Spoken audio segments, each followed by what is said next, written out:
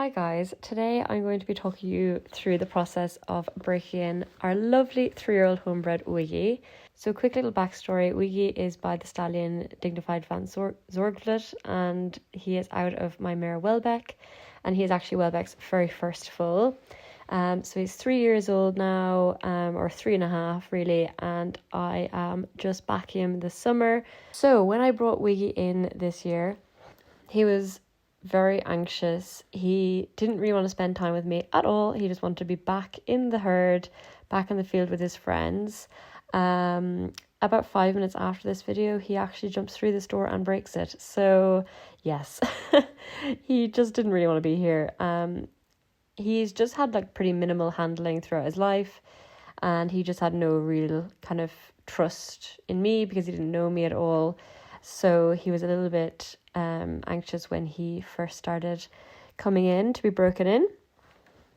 So I spent a lot of the first week just hanging around with him, because you can see here, I'm petting him. He's got his ears back. He's looking at me. He's not relaxed.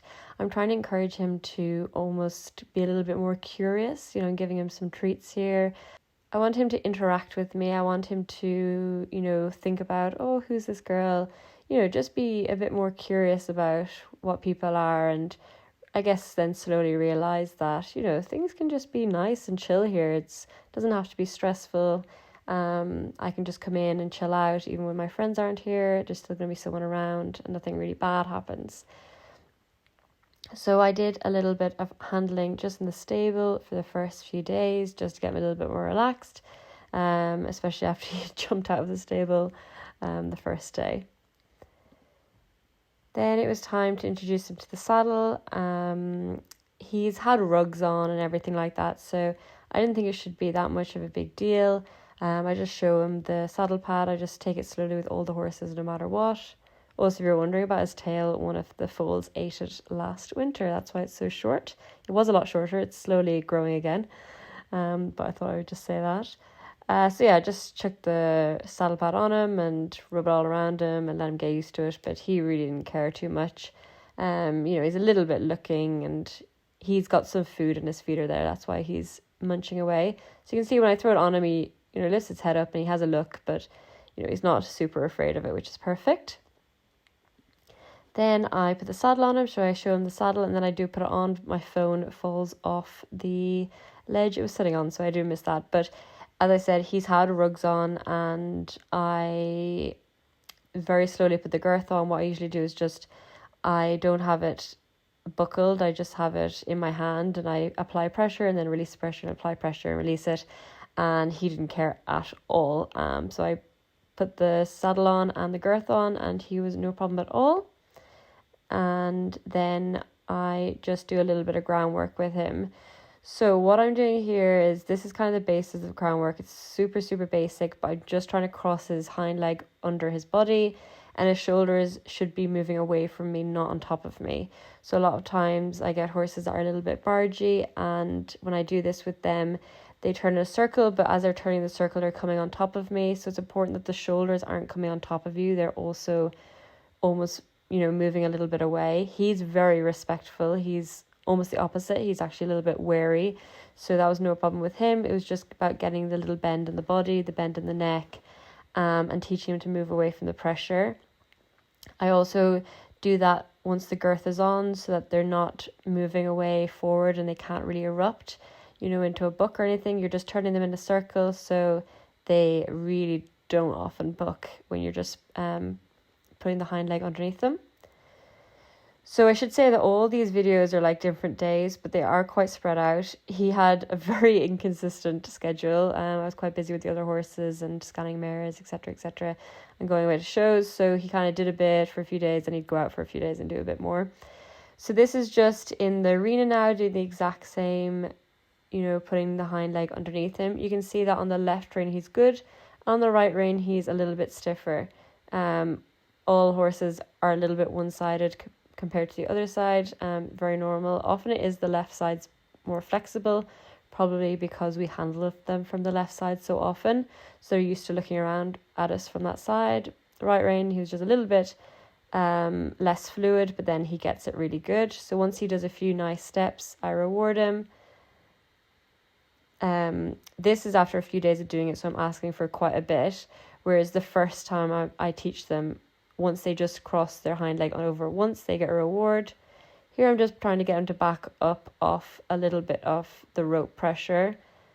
And you can see here, this is just that little bit of anxiety where I go to pet him. He's kind of thinking, oh God, what's going on? He used to be quite head shy when he was younger, but he's completely over it now. It's crazy watching back on these videos. He's just so quiet now.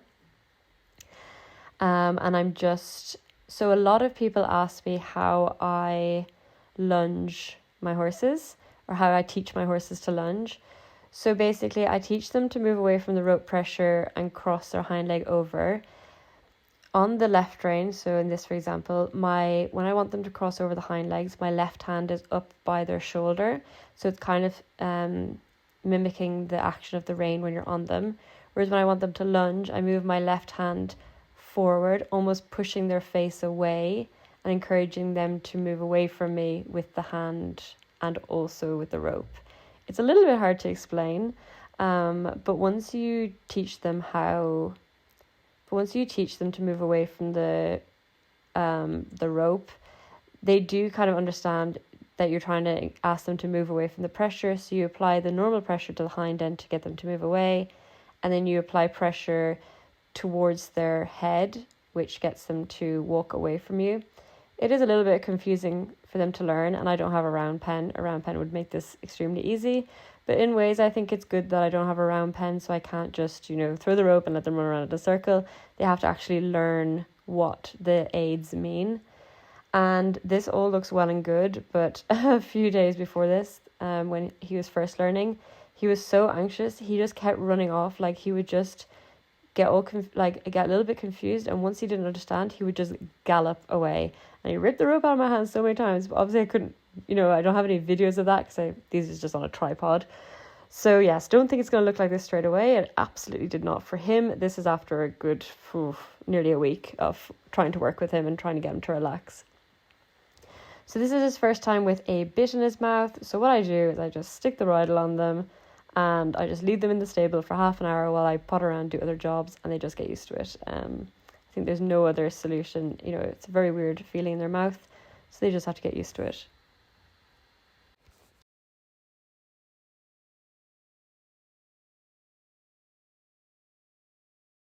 So this is when I'm lunging him now with the bit in his mouth for the first time. So as you can see, after just leaving him with the bridle on, he's now not opening his mouth and he's just used to it. It's kind of, I suppose, when you get braces and you feel like it's such a strange feeling when you have them in your mouth, but then you just get used to it and you just don't feel it anymore. Same with the horses. There's no point trying to teach them things or trying to lunge them while they're so preoccupied with the bit in their mouth. So I just leave them alone and let them get used to it with no interference. And then once they're used to it, then I start working away. So I'm about to lunge him. You can see again on this right rein, see how he's just not stiff? See how he's just a little bit stiffer, but then as soon as he gets the bend in the body, that's when I reward him. Before, he was kind of moving away with his straight body, whereas I want the bend in the body and the hind leg to come underneath. A lot of these things are a little bit hard to explain, and I feel like in the moment when you're actually working with the horse, it's a lot easier. But I'll try and explain it as best as I can. So as you can see, I did the little bit of groundwork turning on the small circle, and now I'm going into the lunge. So this is just a classic example of, he's just a little bit confused. So I just take it back. I just get back on the right side of him. I just stopped him with the rope at his head so I could get behind him and then move forward again. So just when he turns and I get then on the wrong side of him, he gets a little bit confused. So I just stop him, get back a little bit behind him, a little bit behind the shoulder, so I can encourage him on forward. And then we're back on a roll again. So it's just lots of time and lots of patience, and I just work really slowly with them. And I just get it really, really secure in the walk before I even bother trotting them, because once you trot them, then they have all this momentum, and then they can get a little bit excited, and it's a little bit tricky for them. They're trotting and then you keep turning them in a circle. They're, horses don't really trot in circles in the wild and nature, so it's a little bit of a different movement for them. So here I'm just on the right rein now, just encouraging him forward. You can see he keeps almost trying to turn towards me, so I'm just encouraging forward. And he's understanding it. He's relaxed. That's the main thing. Horses only learn when they're relaxed, so as long as he stays relaxed. And as you can see with the rope, like, not once has the rope even touched him. You know, it's he just knows the rope means pressure. And even there where I go in like a little bit stronger with the rope, it's actually still not touching him. So I just kind of spin it a bit faster, and then he gets the picture, and that's it. And then I just walk him in a circle. So basic, but I do lots and lots and lots of this before I work in the trot, which will be the next clips. So I'll talk about the next clips now. So next clips are him trotting, and he has a little bit of, it's actually just baling twine, because if he gets a fright, I want it to break. So the way I have it connected is to teach him it's basically to give the horse a mouth. People do this differently. Everyone does it differently. There's no right or wrong way. This is how I do it. I feel like every time I post this, I get so many comments, and this is why I don't like posting these videos. But it's very loose. You can see it can have his head completely up, completely, his nose pointed out, and there's no pressure on the bit unless his head goes very, very high, right? And he can put his head completely down to the ground as well, because it slides through the bit. It's not fixed to the bit, it slides through the bit. So because of that, he has a lot more motion. And then this basically just teaches him the pressure and the release on the bit. So it's as simple as that. I don't have it too tight. I don't want his nose tucked into his chest or anything like that. It's just to encourage him a little bit of a lower head carriage, and also just to teach him the pressure and the release on the bit. And that's what I use to teach them the rein signals before I get on them. So this is me doing a little bit of work lying over him. I think you can really see how obvious here the string, I call them the strings, the baling twine is so loose, like it's hanging there. So this is obviously not the first time I've done this on him. Almost every time I lunged him, I would just do this at the end of the lunge, just lie over him, pat him all around where my legs will be the other side of him, on his bum, everything like that, and just getting him used to this sensation. So I do this for a good week or two before I sit on him. So by the time I sit on him, it's like so normal. He just doesn't care at all. The next clip is just another day that oh gosh, look at the weather. How awful is this weather? This is just day I wanted to introduce him to a little bit of like spooky fillers. This is not the first time he's gone over the filler. I did it a different day. This is the second day. But you can see he's still worried about it. He's still looking at it and, jumping over it. He's not super keen. But basically I just lunge him over it. So it's the exact same aids.